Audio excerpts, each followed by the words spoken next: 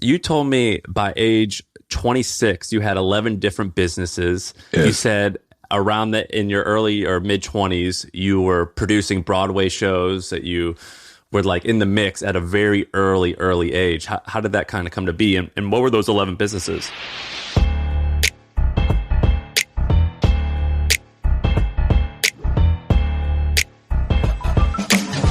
All right, man, we're live. We always just kind of hop into things, but on the pod today, we have Michael Harris. But do you like to go by Harry O or Michael? What do you like to go by? Well, people call me, people that know me by Harry O, call me Harry, call me O or Michael, whatever works. So I'll kind of set this up, but basically, I'll tell you, I've read a lot about you, and I've read about a lot of the work that you've done. The way that we got connected was, we have a mutual friend named Chris who has this thing called The Last Mile, which helps people when they get out of prison, helps them get jobs at tech companies. And he's been bragging about you because I told him, you can't see it now because I redecorated, but on my wall I used to have a picture of Tupac and Dre and Eazy-E because I loved NWA and I loved like the rebellious culture of people who created cool stuff. And he goes, hey, I know the guy who is part brains behind all that. And I go, what? And he said he said your name. I go, oh, I've read all about him. And he goes, well, he's my buddy. And so that's kind of how we got connected. And so I thought today we can kind of talk a little bit about your story so people can learn about you, but then also we can talk a little bit about business and kind of the stuff that you went through. So where are you from? Los Angeles. I'm from the east side of Los Angeles, California. But you told me by age 26, you had 11 different businesses. Yes. You said around in your early or mid 20s, you were producing Broadway shows, that you were like in the mix at a very early age. How did that kind of come to be? And what were those 11 businesses? Well, I used to own a limousine. First business I had was a limousine service. That was quite profitable. And I also had a construction company. I had production companies. I had music companies. I had salons, like beauty salons. I had real estate investment companies. So I was just kind of like all over the place. And I also produced not just concerts and plays, but also I supported clubs in the city. How big was the limo business? I had about 30 cars, and so, but they was luxury limousines. They were ultra scratches. At the time, it was pretty impressive. The style of car that we had. Yes. What type of monthly revenue can a limo business make? Man, it depends. I stay pretty booked. I spend a lot of time advertising. So a lot of times I would have, beyond the cars that I possess, I would have people calling me. And so a lot of the services that surrounded me didn't have business. And so I would farm out the rest of the business that I didn't have the capacity to serve. So a lot of times I would provide opportunities for the other car services that didn't advertise as much as I did. So maybe somebody needed 100 cars and only had 30. I could provide them with 100 because I would parlay it out to what they call farm out to the other companies, which you get 50% of the service that is conducted. Like an affiliate fee. Right. But you actually get half. You get half of what it is because you're the one who initiated the sale. What? So, how old were you? And how old were you when you had a limo company that had 30 cars? Probably maybe 23 years old. How on earth does that happen? What age did you start working? Well, as a youngster, I started working. I used to work at, likely places to learn business structure. When I was a kid, I'm talking about like before I even went to junior high school, I worked at a shoe shine parlor. And at that shoe shine parlor, it was in my neighborhood, but it was two shoe shine parlors. It was one on one end of the corner and one was on the other end of the corner. What I was able to learn from that experience as a 12, 13-year-old kid 11, 12, 13-year-old kid is competition and how business was ran. And these two guys competed with each other, but they also hired, kids from the neighborhood to work at these shoe shine parlors, and we competed with each other.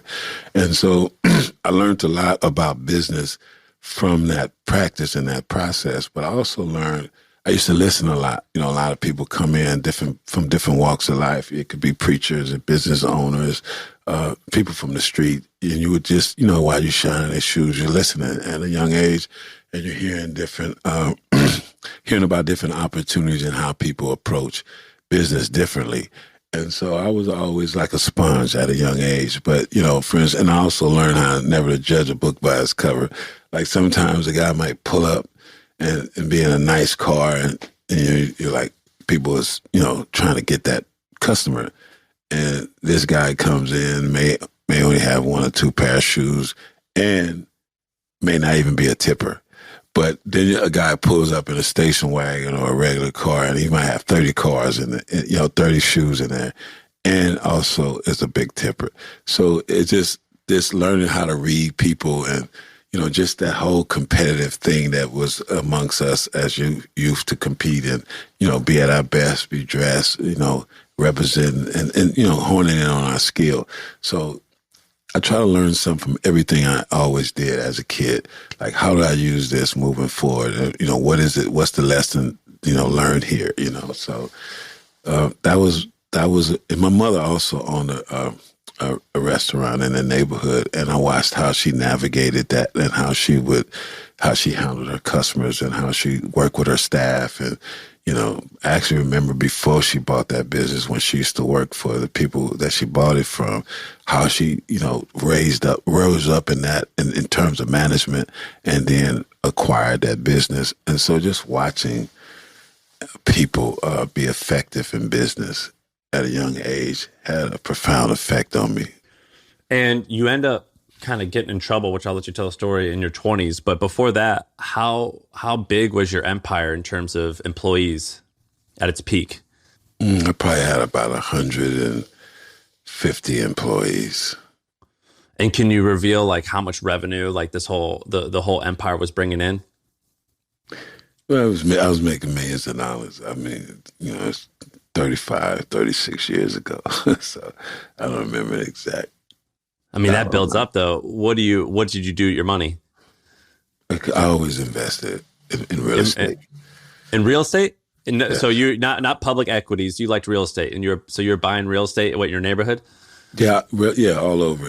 Anywhere I could find a deal, to buy, like rehab properties as well as luxury properties and business outlets. I would purchase it. How many did you own? How many buildings? Probably 30 or 40 buildings. Damn, you still own them? Yeah, I own what I own. It's been a long time, brother. I mean, that adds up. That adds up. I just started purchasing some stuff about 3 years ago, and I'm like, if I just get one or two every single year, I mean, these definitely add up. And you bought it at a good time, I bet. Oh yeah, it was. I was in a position to buy a different type of properties that came into my preview. So, but the thing that you're most famous for is the entertainment stuff. What led you to entertainment? Was it the plays at first? No, one of my first. Well, I said limousine was one of my first major business, but I had opened up a one in that building I was telling you about that was on 54th and Crenshaw. I opened up a studio, and we created a company. I believe it was called the Jingle Factory. And what I would do is make commercials for local businesses, and so with the local radio stations, and so like KLJLH and KACE, and so that brought me around musicians. So I would have people sing hooks and make certain melodies to go with certain businesses to give it a certain aesthetic, and so a lot of producers and singers would come into the studio, and I kind of drifted off into that world. Started managing groups and working with different record labels and production companies. And at the same time, as my limousine girl was growing, I worked with a lot of production companies as well, and artists would use my services. So just being in that circle connected me to that world.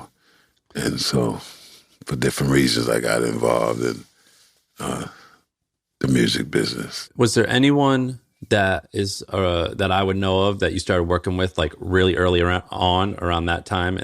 Was it called the Jingle Factory? Yeah, the Jingle Factory makes commercial. It was commercial based, like that. We did commercials in the city. So basically, I did my own jingles for my own limousine service as well. So no, that was non-celebrity. That was just commercial. But at the same time, I started working with Motown. I started working with, at the time, Motown was pretty hot in the city. So I was working with Motown behind the scenes a lot. And then how did that kind of go into the production companies? Well, I created a production called Why Not Production. And I just felt like during that time, it was hard for people that look like me to really get a strong hold in the city. So I decided to create my own production company.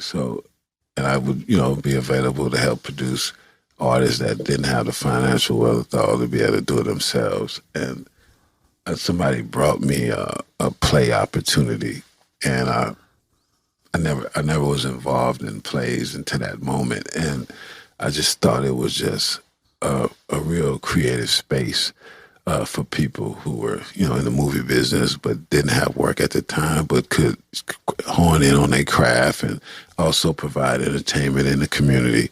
And a lot of people may not have been used to experiencing the plays, and so that gave me an opportunity to bring that kind of entertainment to my community. So it was very exciting. I got to meet some pretty heavy hitters. I met Denzel during that opportunity. I met Paul Winfield. I met Vanessa Williams. I met Richard Lawson. I met Ruby Dee. Al Freeman. I could just go down the list. There was a number of people who worked with me on this production. I worked with a guy named Woody King, who's out of New York. Was the director. And Ron Milner happened to be the author of this particular play called Checkmate. And I was able to take it to various cities and ultimately got it to Broadway with the Nederlanders on 46 in Broadway. And my life came crashing down right before we actually launched on Broadway. We was on Broadway, but I didn't get to market and promote it the way I normally do. I like to market and promote the projects that I'm involved with. And so what does that mean? You basically, someone came to you and they go, hey man, I got this idea for this play. Here's my vision, yada, yada, yada. Here's what I think could be the outcome. And you're like, all right, cool. I'll put up $100K. I'm half owner and I'll help make connections. You're going to do a lot of the day-to-day work. I'll oversee and I'll make some connections. Or were you more hands-on? Like, what's that look like? Okay, like when you talk about, like when I was telling you about all my investments was consistent, like I would like to come into the management aspect of it. What that does, though, helps me understand the business. Okay, I may have management skills, but I may not have an insight on that particular business. So part of that relationship, that merging of that relationship, you need to teach me everything you know about what you do.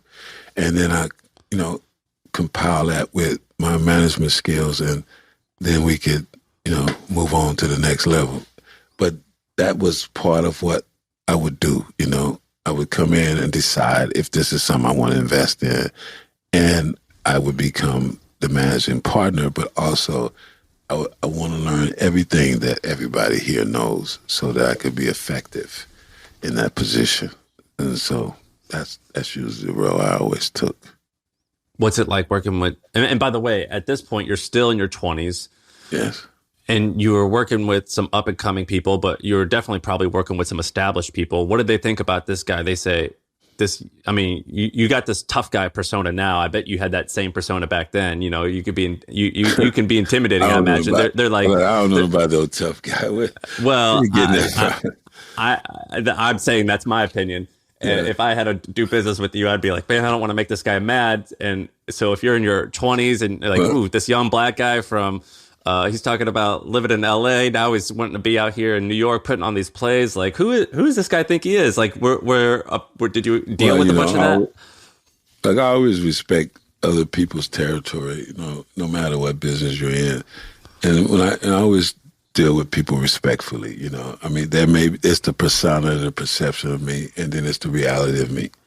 And so the reality is that I always was straight up, you know. So there may be that tension, there may be that consideration before they get to know me, but then once they get to know me, oh, this guy's, you know, he's up, you know, straight up, 100, you know, keep it real, you know. So, you know, it wasn't, you know, I just think that, I don't know, probably later on when the death row stuff happened, I just think people conflate everybody's attitude as one. And, you know, we all were different. You know, we all came from different vantage points to help create that. And I just think that sometimes people don't pull back and say, you know, who are the individuals that was a part of that entity. And that's a different, that will bring about a different perception once people got to know who you are. You know, I come from a pretty tough neighborhood. I won't argue that. And I think that you have to be pretty strong to survive it. And especially with certain businesses that I was in as a youth, you had to be pretty strong to survive it. And a lot of things I did at my younger youth, I'm not really proud of, especially now today, after being away for 33 years and you know, going through that experience and reflecting back on my quick rise and heavy fall, you know. But at the same time, I always try to stay positive and try to see what that journey had to offer. So you said the play didn't work out because your life came crashing down. What's that mean? Right when we went through the pre-Broadway and got ready, you know, open full scale, I was arrested and sent to prison. What were the charges? I was arrested for attempted murder and two later for drug conspiracy. And the attempted murder I was exonerated at the end after 23 years. But, you know, I knew I was innocent, and I think that made me take it, you know, lightly. And I kept working while I was out on bail, not thinking that this would, the results that happened would happen. I thought I was, you know, I would be vindicated, and life was upside down. What were you guilty of the drug charges? Yeah, I used to be involved in drugs, so I was also, even though I had got out of the drug business, you know, you get pulled back in based on some previous phone calls. I had got out, but still, you know, they call that karma. You know, you have to pay the piper. And when you Google your name, one of the first thing comes up. It's this interview you did. I forget the publication, but the article said at one point you're doing something. I think it said close to $1 million a day in drug sales. Is that true? I think it said 2. Was it 2 million a day? Yeah, I think it said 2. I'm not proud of that. So what's the story of that? It was hard work. I mean, you know, the thing is, and that's coke, I guess. Yes, it was cocaine. Yeah. And I think that, like I was saying before, whatever I put myself to, good, bad, or indifference, it was like I put myself to it, you know, and then it was like only after watching the repercussions throughout my community and communities across the country that I realized that, what was making me rich was also making me poor in spirit and in culture. I was helping to destroy my own community. And so, so I don't really take a lot of joy in talking about the amount of money I made in that business, even though I was engaged and I was pretty focused in that business when I was young and misguided in that business venture. But I had a lot of time to reflect. And I bet that's confusing because whenever, I start something and it starts working out, it's like a dopamine rush, just seeing the sales come in. I mean, it's exciting, like it's fun. In your case, it's, even though people were getting hurt, it's definitely exhilarating and it is exciting. And even if you're using the money to invest in cool stuff that helps your community, it's still, and it hurts people, it's still exciting. I mean, I bet that's still an exhilarating, adventurous life. And you got to understand something. At a young age, you got to put everything in its proper context. Like I'm growing up, people selling weed. It's no harm. It's like, and then this thing is introduced to the community, and it's just the next level from selling marijuana or whatever it is. And next thing you know, you're involved, and all you see is the dollars. What you're making, the transactions. You don't really, because everybody was, you smoke weed, the next day you get up, you go to work, you do what you do. You don't really know, you had no previous insight on what this could become. And so it's just like, okay, this person is buying it, you selling it, it's in your community, it's available. That's it. That's all you see. And then when you see later on, when you see that this is not like marijuana, this is something else, and it's changing it's just changing the whole makeup of the community. People are just not themselves no more. And now it's like, whoa, especially if you're a conscious person and you was raised in a good, family setting, and now you're out here hustling, and you hustling in a way that other people that have become vulnerable to this particular drug, which I never used, so I didn't know what it felt like. But as people that I cared about later, I would see them fall victim to it, and that's that karma I'm talking about. It comes back to you. It's like, wow, well, this is what I'm doing, and so I made a lot of money. It was exciting. It was adventurous. It was enterprising. But then it also had that side that you can't ignore. And then you got, what was your sentence? 33 years? And that was mostly the attempted murder or the... No, that was not my sentence. I had a 25 to life. And on top of that, I had a 20-year sentence with the feds. Damn. What's that feel like hearing that? It's unbelievable, but it's real. I mean, like the criminal system is real. I mean, it's like a lot of people. I think conversations like the one we have and should be had more. I think people just see the glitz and glamour of a particular lifestyle, and the fact that a lot of us have very little patience because some of us live in conditions that are unbearable. And so you just want to get out, however you got to get out. And so you don't realize that the patience that you need, that you can exercise, that you should exercise, could save you a lifetime of misery. And so it's, in hindsight, you can see, like in reverse, so I believe I should be a conduit for that. I believe I should be able to talk to people that are poised to make some of the same useful mistakes that I made, thinking that it's going to solve the problem when it creates multiple problems, and it affects your family and the community in ways that you can't even imagine. When you started death row, and I want to hear about that, while in prison after you went in? Yes. How on earth does that work? Well, I'm enterprising. What do you want me to tell you? I mean, what do you want me to say? Well, what's it? I mean, when you're just sitting there, you have a visitor, or you're writing letters, you're doing phone calls, and someone comes to you and be like, "Hey, man, you want to start a record label?" I mean, I don't even know. I mean, how long were you in there before you kind of got this idea, or how'd that happen?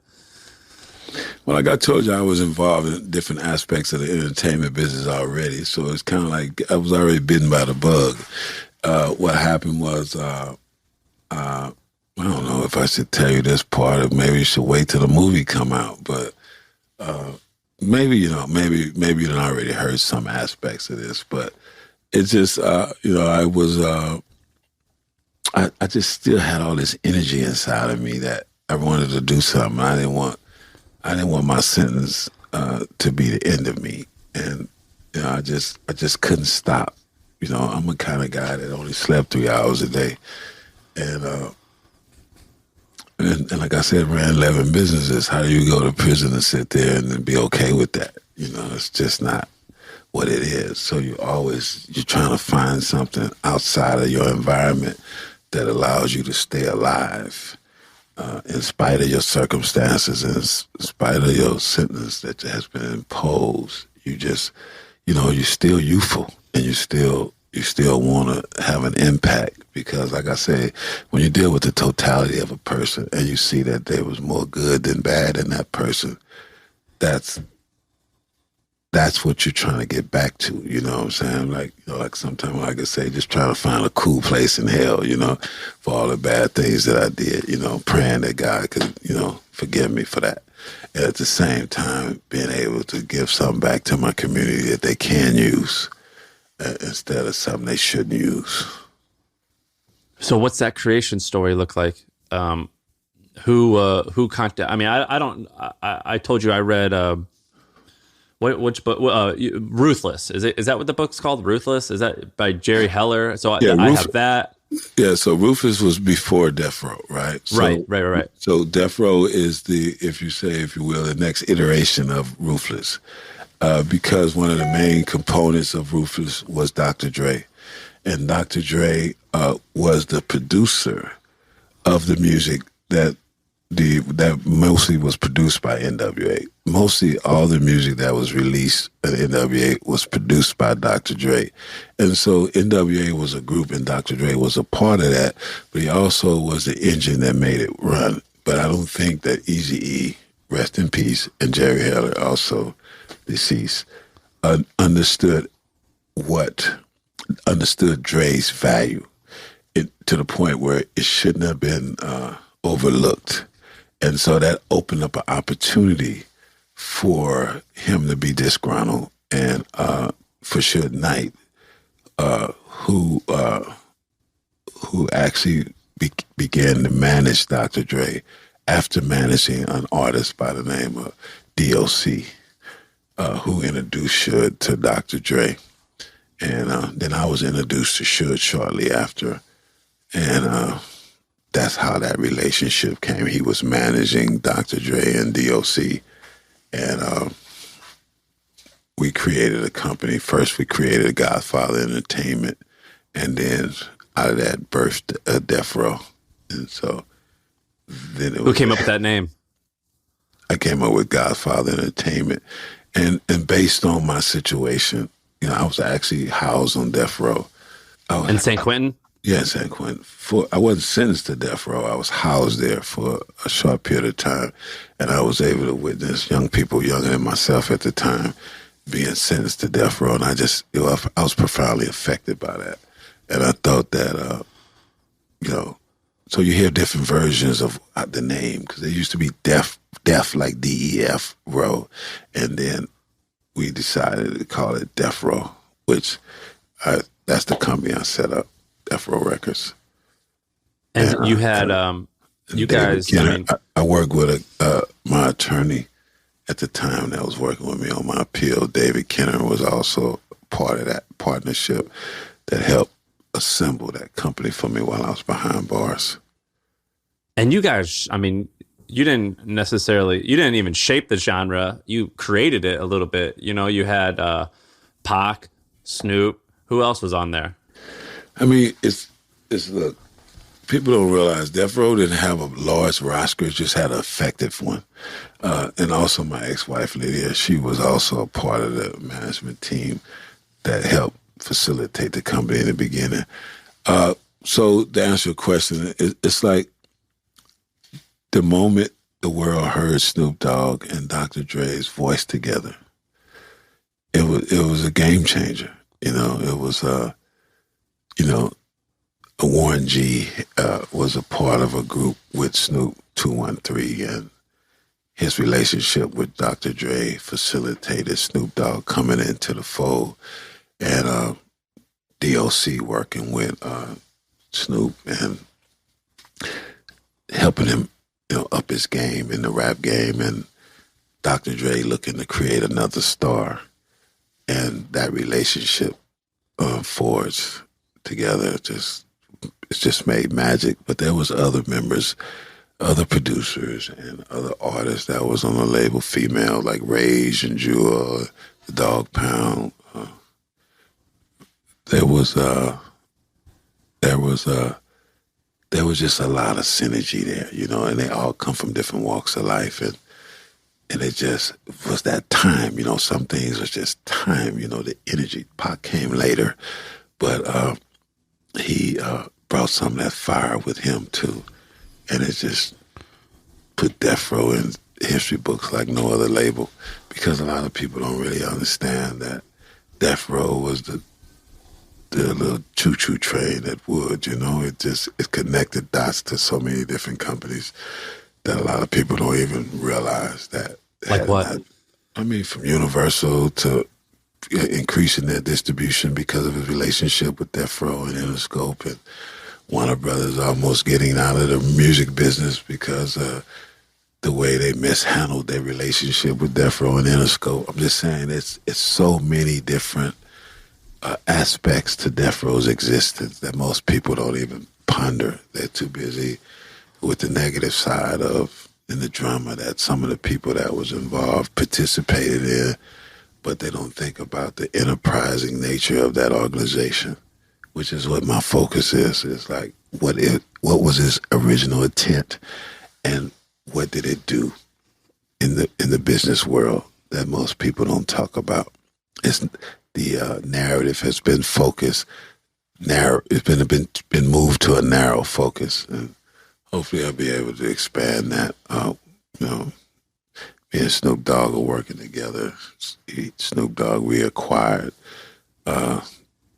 Death Row, and we're partners, and I'm the COO of the new Death Row that I helped create 30-something years ago. So it's exciting to see how that turned out.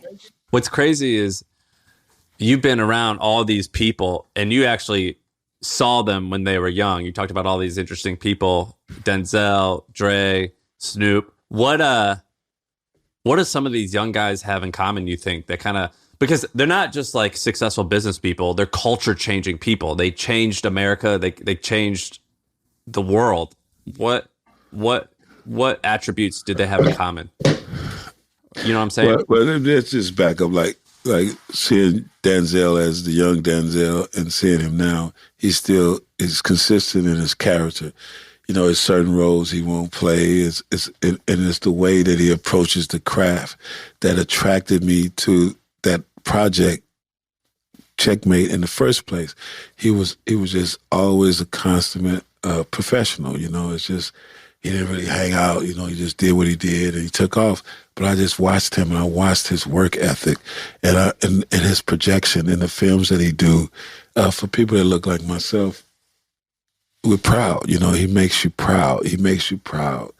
And there's not enough of that in our culture, to have people who can represent, just in this craft, just a strong, focused, intriguing individual, instead of, like you used the word intimidating, like towards me earlier, it's like sometimes that could be off-putting for people, and it kills opportunity because people see the book. Remember earlier I talked about judging a book by its cover, and not really taking the time, to connect to that individual. but Denzel has been really great with that, with the roles that he's played. So it's my honor and pleasure to have known him then and to know him now. That he's a consummate professional. Even today, he's always, thinking about his thoughts when he does a particular project. And NWA and Death Row is different. Now, it had this. And by the way, when I said intimidating, in part I meant I'm intimidated because you've got this cool demeanor. I asked you earlier. I said, if you ever say something that you don't want on the pod, just let me know. And you said, I don't say things I don't mean to say. Like you got this Clint Eastwood, just like, you've got this coolness about you that is intimidating is what I meant. And I'm intimidated by your success. Well, I appreciate the clarification. Yeah, because, I'm glad you said that. No, and I appreciate that aspect of it. Yeah, I just think about my thoughts. And so that's why I don't worry. I appreciate you saying that to me early on, but I'm usually conscious. And if I say it, I meant to say it. That's what I mean. You're very intentional, and that can be intimidating to people. Because when I get nervous, if there's silence or I'm nervous, I'll say shit that I don't even mean to say. You know what I mean? Yeah. And you don't seem to have that attribute. No, I've been in some pretty sticky situations, and you got to say what you mean and mean what you say. It could turn out real ugly, if you don't understand your surroundings, and you got to speak to your audience, whatever that audience may be in real life. I mean, in life, every day or just in this type of setting, like you never know who could benefit from our conversation today or hesitate on something they're about to do and say, hey, you know what? That's some wisdom there. Let me connect to that. Here's a person that done been through it and experienced it on different levels. And he might have something to say, So I'm thinking about setting up me a podcast, so you talking about your success. I'm gonna be in your rear view mirror for a second. Then I'm gonna be. I have a feeling you're gonna only be in the rear view mirror for a second. But what were you saying about? I think you said NWA. I forget who you said. You're talking about some of the artists. Said they were different in a way that they provided an opportunity for us to speak.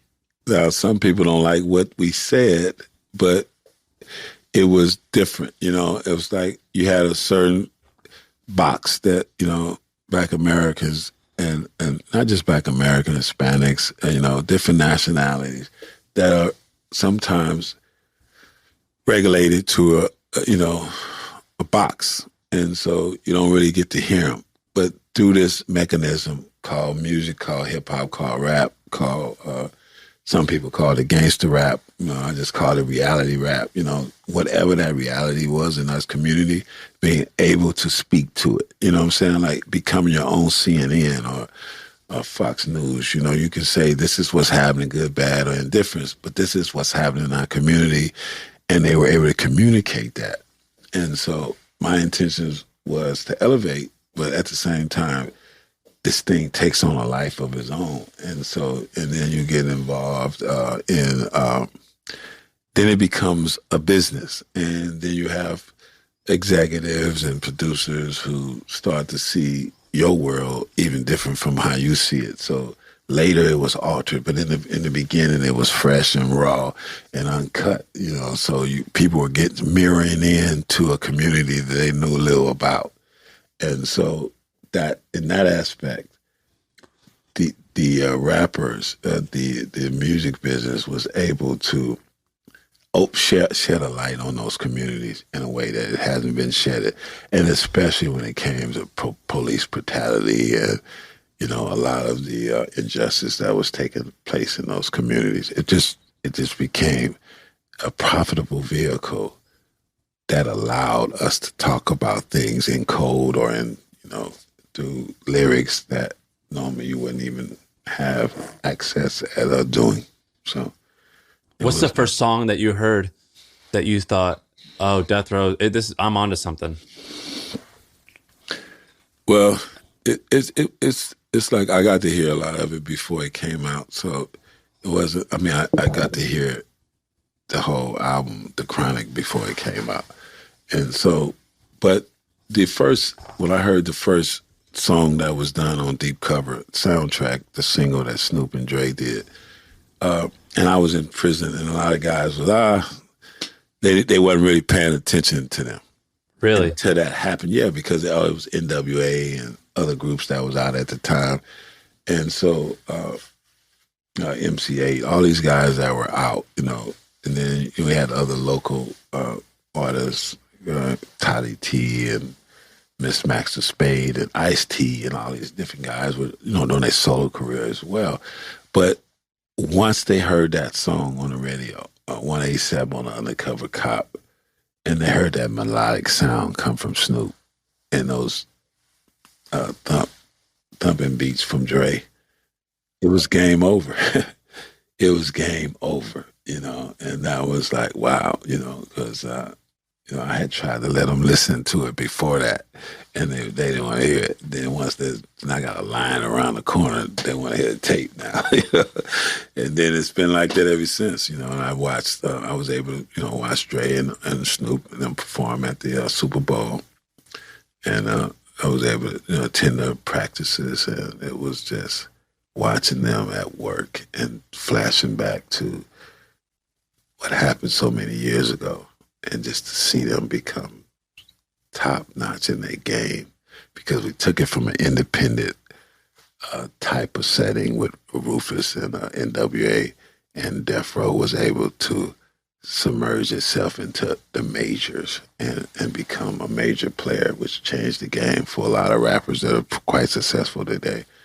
So they were. Was it mostly on tapes or CD? It was tapes still when it first started. Yes, tapes. It went to CDs. Yeah. How much was a cassette back then? So the Chronic came out in '92. What year did you go away? I went away in '88. Okay, so you're in there for 4 years. By the time the Chronic comes out, how much is a cassette back then? You think? CDs in the late '90s were like $18. What's it? 18 to $23. Yeah. So you talking about $9 for a cassette, something like that. And then listen to this. Yes. I didn't realize how fast this happened. So I'm looking at Death Row's work. So the first album was The Chronic. Right. That sold like 3 million pretty quickly. Then it was Doggy Style with Snoop. That sold close to 7 million, like pretty fast. Yes. Then it's All Eyes on Me by Tupac, and then another Tupac one. I mean, I didn't realize how fast you came out the gate. Yeah, it changed the game. I mean, just all of a sudden, it made people go crazy too. So, like money just make you bigger wherever you are. So, it's like a lot of things changed, So you're on a $10 cassette tape. How much does Death Row get? Like 30 or 40%, $3 or $4 on $10. Yeah, that's about right, man. It's not bad. Damn, man. So, I mean, what's it feel like to be in prison and seeing all that money come in and you're not able to enjoy it? It would have been better if I was on the streets, I tell you that. But at the same time, it was good to see legal activity taking place to make that kind of money. I come from a world where some people, not that you had to, but we felt that we had to do what we had to do to get what we had to get. And to be able to see a legitimate venture do so well, and those opportunities become available to me and so many other people, that's what I kind of locked into. Like, we can go legit, and basically figuring out creative ways. They figured out creative ways to tell stories that could capture the masses. And I just thought that was such a creative. Even now, when I'm around Snoop, and I see him do things so effortlessly, like it's just like it's nothing to him. It's like all these years he could still remember lyrics that he did 30 years ago, like he just composed it seconds ago. And even being around Dr. Dre and being in his home studio and watching him and his team, conduct full orchestras. It's like, what happened here? And they still are coming with music, and they're still working with young people, and they're still open. And it's no like, I hear no, I'm done. I hear none of that. It's just like every day. And just to be in those environments and just, being recognized by those individuals as somebody that had an integral part in what they did. And me and Snoop is more than most are pretty connected when it comes to that. You guys took off right out the gate with Death Row, but it almost seemed like, unfortunately, you kind of went away as fast as you came. I mean, your work stayed forever, but the entity kind of went south after only like a handful of years, or was. Well, it's back to management again. What would you have done differently managing? And was Suge a good manager? Well, I just say this about Suge. I think Suge was really creative, and he was in the right place at the right time. And he was able to connect the right people. And so in the beginning, Suge, to me, could have been one of our biggest entrepreneurs had he not imploded. I know him, I used to sit with him and I used to talk with him. So I know the side of Suge that most people don't know. And we considered ourselves brothers at one time. It was a close bond. And to see him unravel and to pull away from these opportunities that was surrounding him, it's just a tragedy, because I know a different Suge. And so,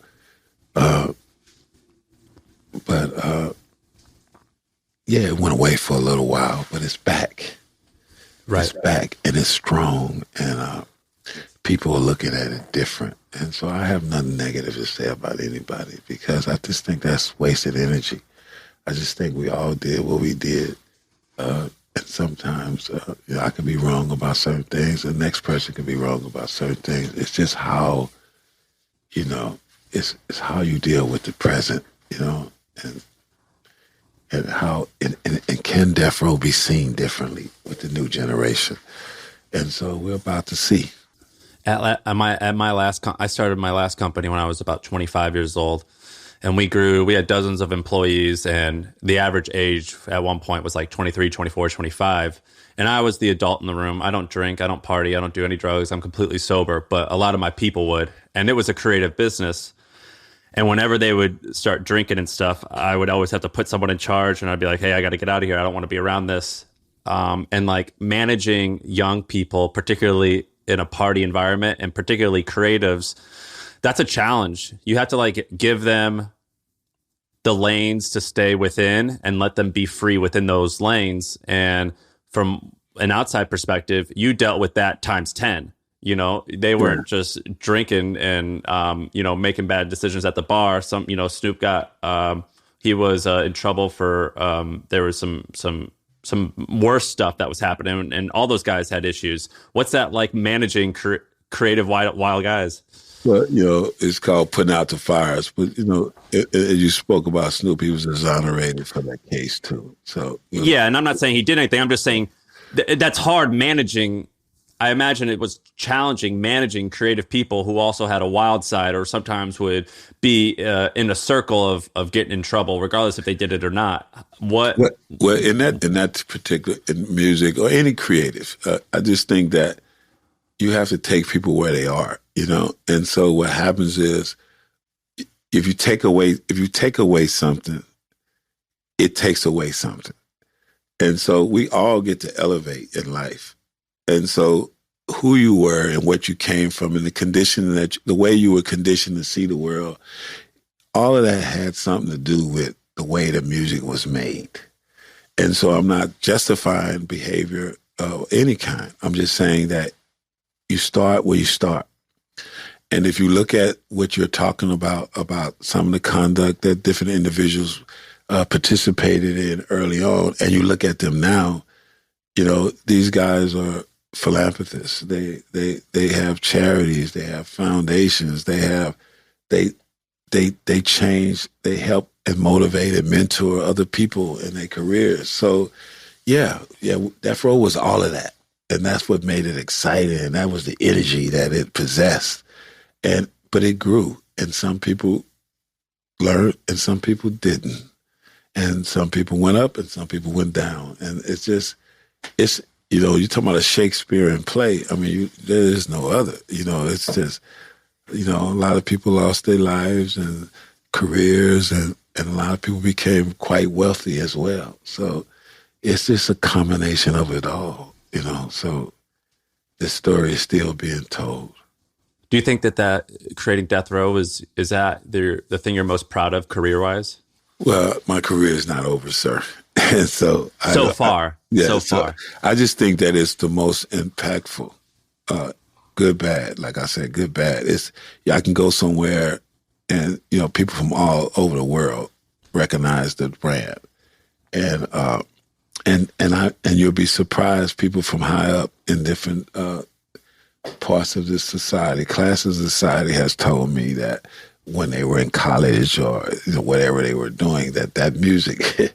Dude, I listen to it all. I know every word to California Love, to Hit 'Em Up. I mean, I know all these words. I grew up in Missouri as a 12-year-old white kid in Missouri. I don't relate. I mean, I don't experience what they experience, but like there was a rebellious side of me where I go, I want to stick it to the man. I want to, and I like what I loved about Pac in particular. Here's one of my heroes. I love that he accomplished so much. How old was I think he died in September of 96? Yeah. He was 25. He was a young guy, and he had an artful side to him. These old interviews when he's 18, 19, when he's talking about, I think Jada Smith, and talking about like, you see the love that he has for this woman. He's being artful, and he's talking about, like Brenda had a baby. These songs are like real issues, but then he also got charged with rape, and he also was, the whole Hit 'Em Up thing, and with all these other guys, he was fighting. And what I love about him is that he was a flawed character who was mostly good.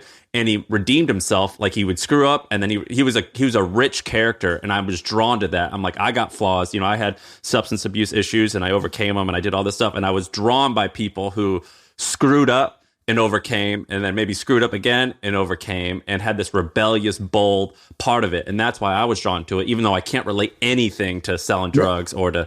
I can't relate to any of that. Well, even some of those charges, like, with Tupac, we're not here to defend or revisit the case, but we know that a lot of times you have to guard the people that surround you as much as you guard the food that you digest. And sometimes you could be a big name person, and other people around you could do something that you get it because you're the easy victim. You're the one with the big paycheck, or you're the one with the big name, and sometimes you suffer the consequences of the people that you allow in your circle. So it's important to always be conscious of that, because a lot of times, he was rebellious. He fought back. He fought against. He was raised. He was conditioned to do so. But at the same time, a lot of times, things were put on him that really didn't have nothing to do with him. But at a young age, too. At a young age. At a real young age, when you have the spotlight. I mean, he was famous since he was really young, and I admire that. He was famous and talented. He was very talented, and like you said, we all flawed, and so it's just we're human beings. And when you go back and you look at the age, and if you look at somebody that's 25 years age and now, and you be like, wow, this kid accomplished this much, and he was able to have this type of mindset and was able to translate that into the music. I mean, come on. I mean, this is just, and everybody that worked with him always tell me about it. He was a consummate professional. Hey, we got to push, we got to make this happen. And, he was something else. And he was prolific. He had all those albums at such a young age. He was prolific. So I identified with those characters, even though on paper there wasn't a lot that I could relate to, but I identified with their, maybe not identified, but I admired them. I was like, dude, guys at young ages changing cultures.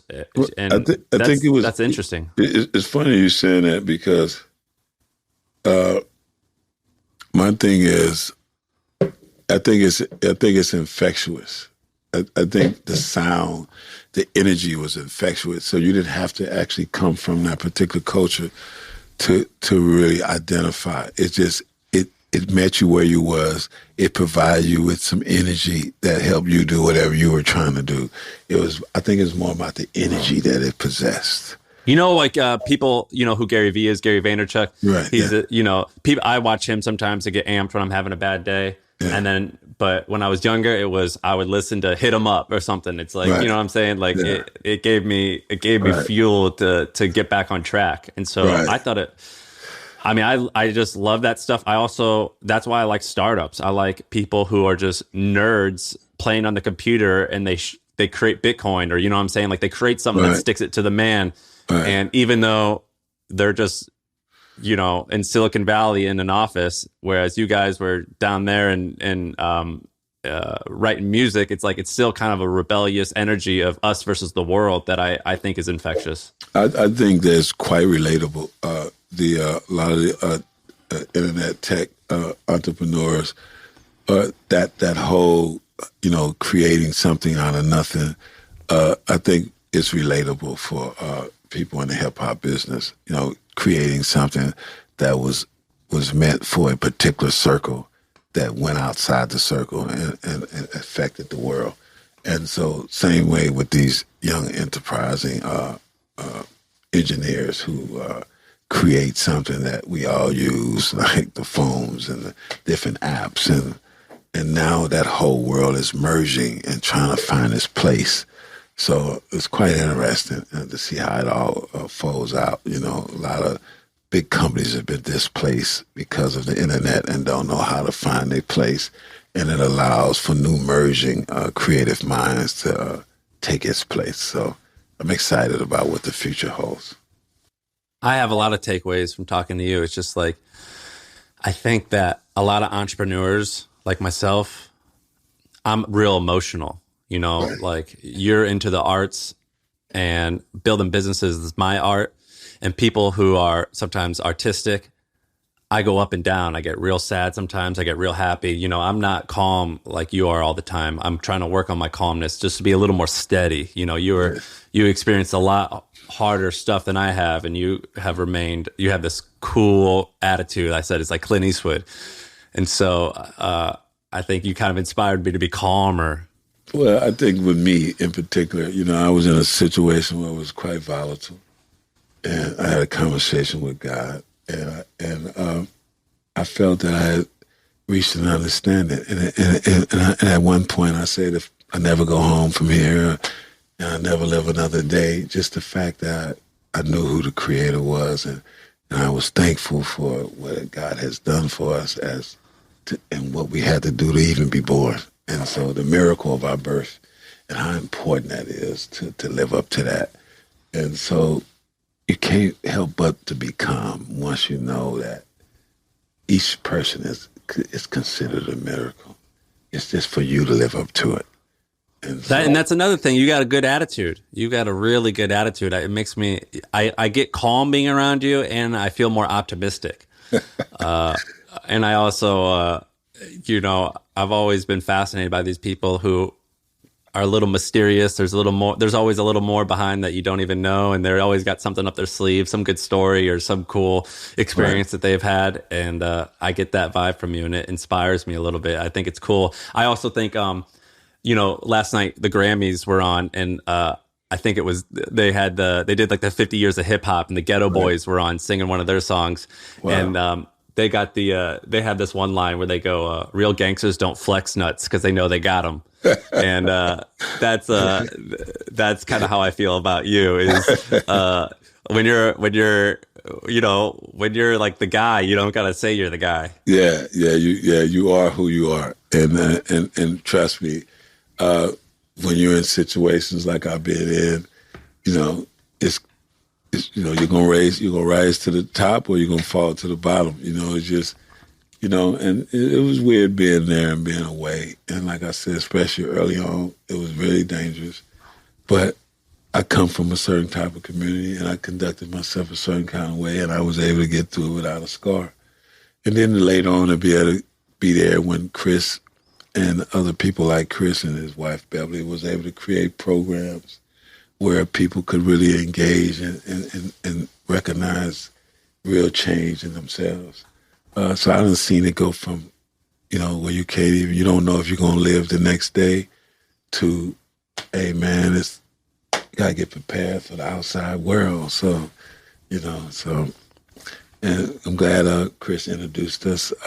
Last Mile is a very progressive program that teach people how to code while they're in, and also prepare them for job opportunities when they get out in the tech world. So, well, man, I appreciate you doing this. This is awesome. Where you have an Instagram? Is that where you connect with people most?